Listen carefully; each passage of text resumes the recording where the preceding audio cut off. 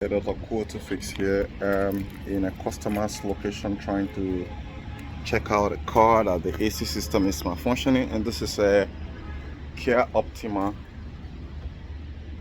So I've fixed a car for this very client before and it's working very fine.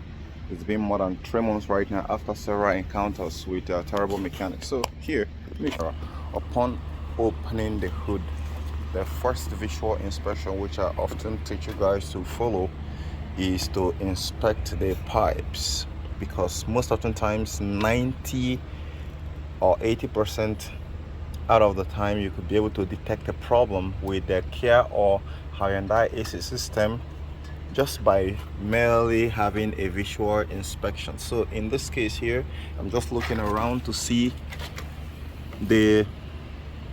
what we're looking at here is oil. So if we trace this very pipe here, there's a suction pipe going down here, and that's it right there, and boom. So with a lot of oil, as you can see right here on this very suction line that goes into the expansion valve here, this very pipe is bad. So with that in mind, without even opening the system or hooking up my manifold gauge set, I know definitely this AC has lost some oil.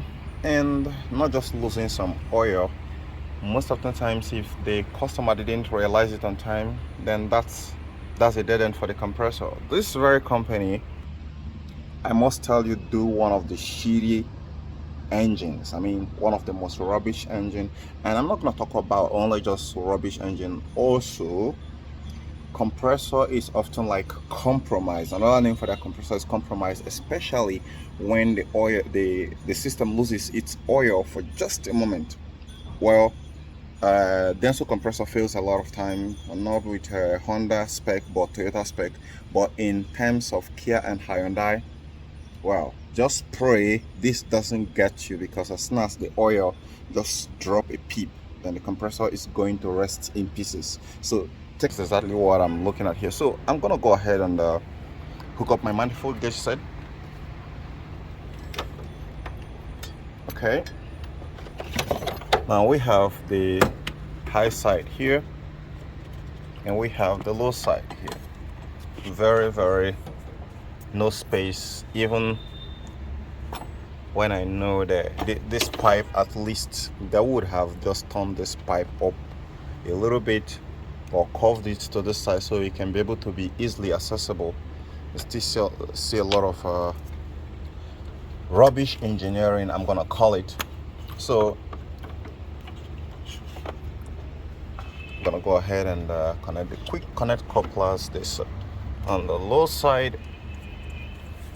Okay, it hasn't gotten there. I have to press it to make sure that it snaps on.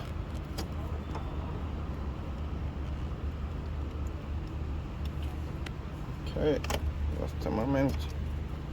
Okay, now it's on. I'm gonna do the same thing to the high pressure side, the head pressure.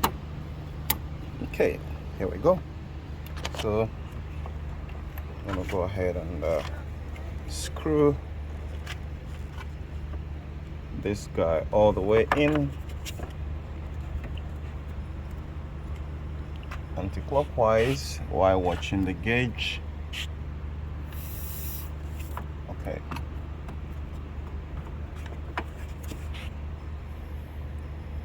here we go. We have the static pressure readings just about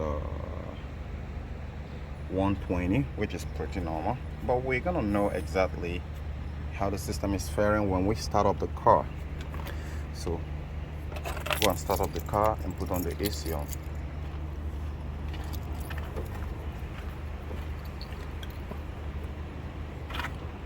Let's not start up the car right now. We're gonna take a look at the readings here.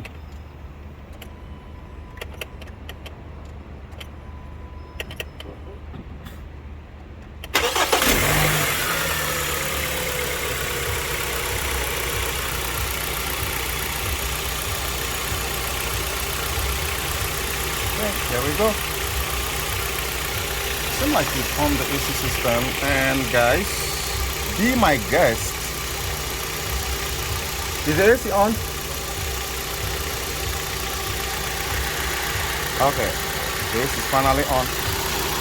And if you listen closely, there was a droning noise, and it just went back for this thing. Can you see that?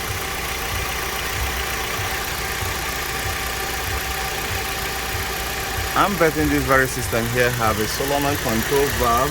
Yes, be my guest. And it's still trying to sustain the system. So far it's barely cold to touch, but I was hearing, you can see it goes all the way up and start coming down. Look at it, that is it right there, losing pressure. So I need to go and turn this shit off. It's losing pressure on both sides.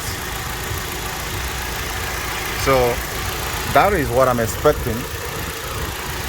It's going, you know, it's losing pressure on both sides. So, and here, the reason there is, okay, a little bit cold on this side, a little bit cold on that side, because it's low on refrigerant, and the oil level is down about to kill the compressor. So I'm gonna turn it off quickly. So guys, you now know exactly what is wrong with this very car here. In just about how many minutes we're able to detect what the problem is. So one thing again, I need to on it so I can return the refrigerant inside the system. So let me go ahead quickly, and that's it right there.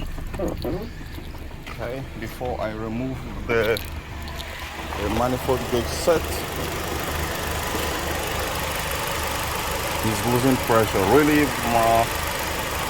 way too bad, way too bad. So I'm gonna unscrew this one here quickly before shutting off the system. However, this compressor is a little bit lucky, but not too lucky, because it's not completely healthy. So at this point right now, I can turn off the AC. The whole inside here is very hot. So I'm gonna shut it off, and kaboom. So the report here, which I'm going to draft, is most technicians who often don't watch my video will quickly, oh, it has a low refrigerant level, and boom, they go ahead and top it off. And I believe that is exactly what this very man has been doing. And right now the compressor is about to rest in peace. So in my own best recommendation, I'm not going to be reusing this very compressor in this very car. I'm going to be opting for another compressor. And not only that, I'm going to check for the system for contamination, because there's going to be a contamination. And if there is no contamination, well, the system has lost a lot of oil. It's more like someone who lost a lot of bleeding. So in that regard, I'm going to be overhauling the system all over again, replacing the compressor and getting the oil right to the best quantity it's supposed to be. And after that, this car AC is going to be good. No, before you go, let me show you something. That pipe there, we have to do something about it. Normally, if it is in overseas, to get the right fit, and is a whole lot of, you know, it's gonna come all the way from the compressor here, all the way right there, and here. But since this is not overseas, well, it's gonna be a little bit tricky, because down here we are gonna opt for what is available. We're gonna make use of what is available. So we're gonna chop it off here, and get another short pipe braced to here and here. Then pretty much that's gonna be it for now. And it's actually gonna be very good to replace this one, because it's one pipe busted. If we take a look at it here, there have been some shady job that was done here.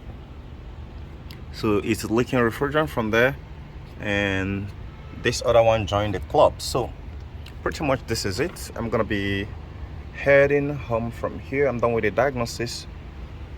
I'll see you guys later. Now that you know how to diagnose a car that has a problem, is a problem, and not just quickly running into a charging of the system, you're welcome to the club. Don't forget to give this video a thumbs up, and I'll see you on the next episode. Bye for now.